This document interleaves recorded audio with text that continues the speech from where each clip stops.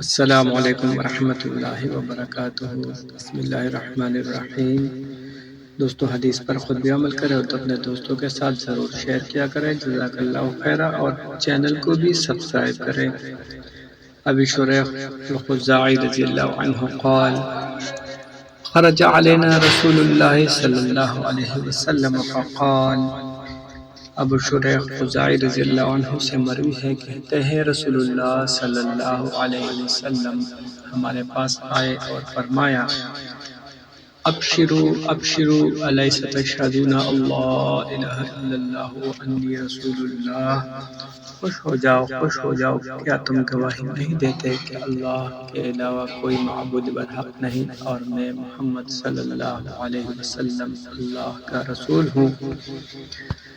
قالوا نعم، انہوں نے کہا ہاں۔ قال فإن هذا القرآن سبب،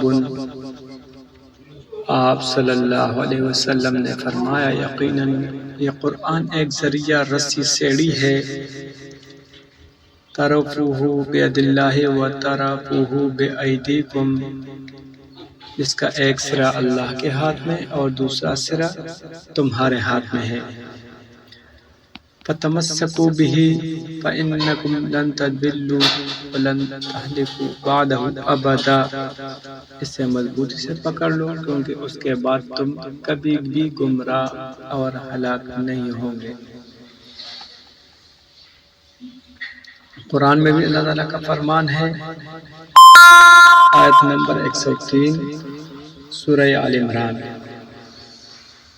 وَاعْتَصِمُوا بِحَبْلِ اللَّهِ جَمِيعًا وَلَا تَفَرَّقُوا، تم سب مل کر اللہ کی رسی کو مضبوطی سے تام لو اور فرقے نہ بنو۔